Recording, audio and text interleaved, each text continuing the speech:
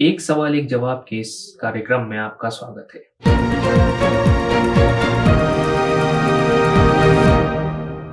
आज हमारे साथ स्टूडियो में श्री संदीप पांडे जी हैं। Sandeep ji socialist party of India के जनरल सेक्रेटरी हैं। आपने बर्कली यूनिवर्सिटी कैलिफोर्निया से पीएचडी की हुई है।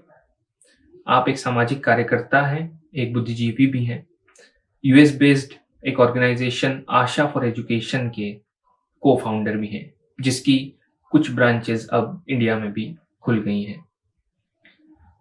2002 के रमन मैगसेसे अवार्ड के विजेता भी रहे हैं।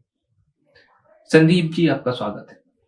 तो संदीप जी, आप एक अरसे से जो है सामाजिक कार्यों में, सामाजिक गतिविधियों में, विरोध, धरना प्रदर्शन में भाग लेते रहे हैं, उसका हिस्सा रहे हैं। और ये भी कहा जाता है कि लोकतंत्र में विरोध प्रतिरोध की जो भाषा होती है, उसकी बहुत अहमियत होती है, बहुत महत्वता होती है। और हमारे देश में पिछले 2-3 वर्षों में जो आंदोलन हुए, बड़े-बड़े प्रदर्शन हुए, चाहे वो किसान हों जो अपनी मांगों को लेकर सड़कों पे आए हुए हैं, या सीए एनआरसी में जनता सड़कों पे आई हो, इस तरह के बड़े-बड़े आंदोलन पिछले वर्षों हमारे मुल्क में हुए हैं। तो इन आंदोलनों के बाद होता ऐसा है कि इन आंदोलनों को या तो बदनाम करने की कोशिश की जाती है, जो लीड कर रहे होते हैं, सामाजिक कार्यकर्ता होते हैं शामिल उसमें, सिविल सोसाइटी के लोग होते हैं, छात्र नेता होते हैं। इस तरह के लोगों पर जो है कार्रवाइयाँ की जाती हैं। उनको मतलब ऐसा महसूस होता है कि उनको दबाने की कोशिश की जाती है। तो क्या आपको ऐसा लगता है कि इस मुल्क में भारत में जो है विरोध प्रतिरोध का जो स्पेस है, उसको कम करने की कोशिश की जा रही है? और अगर ऐसा है तो इसके लिए जनता को क्या करना चाहिए? सामाजिक स्तर पर हम क्या करें इससे निपटने के लिए? जी पहले तो मुझे आपके चैनल में बुलाने के लिए बहुत-बहुत शुक्रिया। जो आपका सवाल है वो मुझे लगता है कि उसका उत्तर आप भी जानते ही हैं। मैं सिर्फ कह देता हूँ उसको। ये तो सही है कि जो प्रतिरोध है, या प्रतिरोध भी नहीं, अभिव्यक्ति की स्वतंत्रता पे भी अंकुश इस सरकार ने लगाया है। और मैं अपने ही उदाहरण से शुरू करूंगा। 2016 में मैं बनारस हिंदू यूनिवर्सिटी में पढ़ा रहा था, 2.5 साल से वहां पे था। और वहां इंजीनियरिंग का जो इंस्टीट्यूट है आईआईटी, उसके अंदर, और मैं एक ह्यूमैनिटीज का कोर्स भी पढ़ाता था वहां, डेवलपमेंट स्टडीज के नाम से। और मेरे ऊपर ये आरोप लगा के कि मैं कश्मीर की आज़ादी का समर्थक हूँ, जबकि मेरी भूमिका सिर्फ ये है कि कश्मीर में जो होना है वो वहां के लोग तय करें, उसके बाहर के लोग तय ना करें, चाहे वो हिंदुस्तान में हो या पाकिस्तान में हो। और कि मैं आतंकवादियों का समर्थक हूँ और मैं देशद्रोही हूँ, इस तरह के आरोप लगा के मुझे वहां से मेरा कॉन्ट्रैक्ट खत्म करके वहां से निकाल दिया गया। तो ये बहुत सारे लोगों के साथ हुआ इस देश में कि उनका लेक्चर है कहीं पे, जैसे जॉन ड्रेस का एक लेक्चर एक बार ऑर्गेनाइज हुआ था दिल्ली में सरकार की तरफ से किसी कार्यक्रम में, और अंतिम समय में उनको मना कर दिया गया। कई विश्वविद्यालयों में जब लोगों ने फिल्में दिखाने की कोशिश की, जैसे रोहित वेमुला वाला जो पूरा कांड हुआ, वो कुल मिला के एक फिल्म उन्होंने दिखाई थी या दिखाने वाले थे, और उसको लेके विवाद शुरू हुआ, जिसमें अंत में उनकी मौत भी हो गई, उन्होंने आत्महत्या कर ली।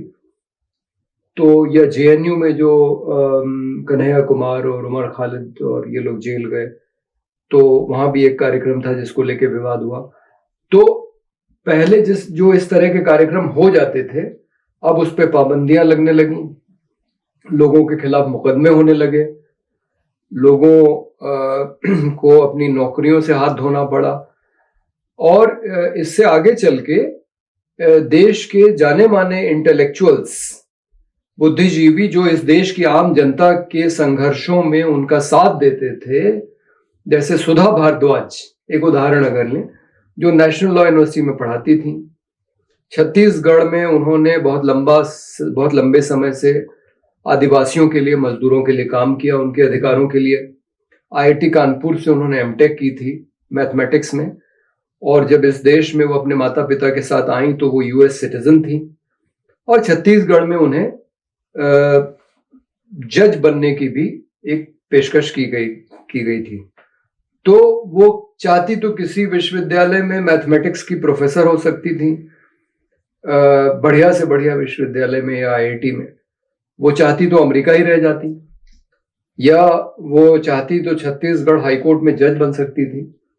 लेकिन ये सब छोड़ के वो आम लोगों के लिए संघर्ष कर रही थी, और आज वो जेल में है। और इस तरह के एक नहीं 16 लोग जेल में डाले गए भीमा कोरेगांव की घटना को लेकर, जिसमें ज्यादातर लोग उसमें शामिल ही नहीं थे, या उसमें स्टैन स्वामी जैसे लोग भी थे जिन्होंने कभी भीमा कोरेगांव का नाम नहीं सुना था, और सिर्फ इसलिए कि वो झारखंड में आदिवासियों के अधिकारों के लिए लड़ते थे, और बल्कि लड़ने से ज्यादा उनका समर्थन करते थे, उनको जेल में डाला गया। और आपने देखा किस तरह से उनकी मौत हो गई कोविड से। तो बुद्धिजीवियों के साथ इस तरह की घटनाएं हुई। 4 लोग तो दिन दहाड़े मार दिए गए, नरेंद्र दाभोलकर से लेके और गोविंद पंसारे और एमएम कलबुर्गी साहब और गौरी लंकेश। और आपने देखा कि सीए एनआरसी, पहले तो कश्मीर पे जब फैसला आया तो बहुत सारे लोगों ने उसका विरोध करना चाहा, तो हमारे घर के बाहर तो पुलिस लगा दी गई जिस दिन हमको प्रदर्शन करना था। 2 बार ऐसा हुआ मेरे साथ, और कि कश्मीर के मसले पे और एक बार सीए एनआरसी के मसले पे पुलिस लगाई गई। ऐसा पहले कभी नहीं हुआ। पहले हम लोग जाते थे, प्रदर्शन कर लेते थे, पुलिस के साथ नोकझोंक होती थी, कुछ देर प्रदर्शन करके हम लोग हट जाते थे, या फिर पुलिस डिटेन करती थी, शाम तक छोड़ देती थी। लेकिन घर के बाहर पुलिस लगा दी जाए, ये पहली बार ऐसा हुआ कि आपको घर से निकलने ही नहीं दिया जा रहा है कार्यक्रम स्थल तक पहुंचने के लिए। और 3 बार मैंने अयोध्या जाने की कोशिश की कश्मीर के फैसले के बाद, तो मुझे वहां से लौटाया गया।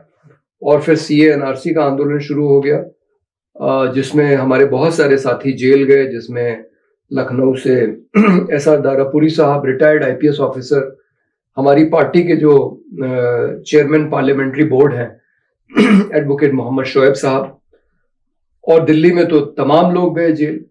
तो वो आंदोलन तो खैर कोरोना की वजह से रुक गया, एक जगह खत्म तो नहीं हुआ मैं कहूंगा, और फिर किसान आंदोलन शुरू हो गया। तो इस सरकार ने तमाम अधिकारों का हनन किया है लोगों के, चाहे वो अल्पसंख्यक हों, आदिवासी हों, दलित हों या किसान हों। और उसी का परिणाम है कि लोगों ने उसका विरोध किया, विरोध को कुचलने की कोशिश की गई। लेकिन आज की तारीख में इस सरकार का, इस देश की जनसंख्या का बड़ा हिस्सा इसका विरोध कर रहा है, और उसे लग रहा है कि ये सरकार ऐसी आ गई है जो जन विरोधी सरकार है। तो सरकार तो पूरी तरह से कोशिश कर रही है आम लोगों के हथियारों को कुचलने के लिए, जिसका सबसे ताजा उदाहरण लखीमपुर खीरी है, जहां केंद्रीय सरकार के एक मंत्री के बेटे ने किसानों के ऊपर गाड़ियां चढ़ा दी। इतनी क्रूरता तो शायद अंग्रेजों के समय में ही हम लोगों ने सुनी थी, जब लोगों के ऊपर घोड़े दौड़ाए जाते थे। नहीं तो इतनी क्रूरता तो आजाद भारत के इतिहास में पता नहीं कोई ऐसी घटना हुई कि नहीं।